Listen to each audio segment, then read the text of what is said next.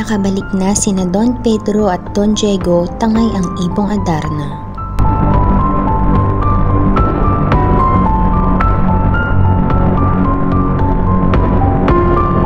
Labis ang kaligayahan ng haring may sakit at hinagkan ang dalawang taksil na prinsipe.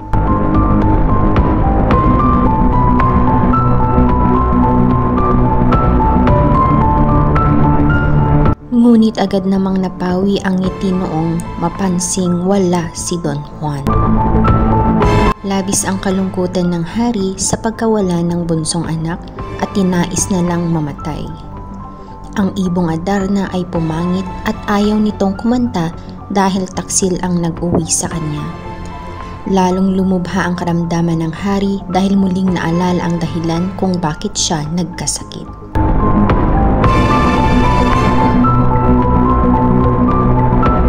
Umaasa ang ibong Adarna na buhay pa ang tunay na nagmamay-ari sa kanya at malaman ng hari ang kataksilang ginawa ng dalawang prinsipe.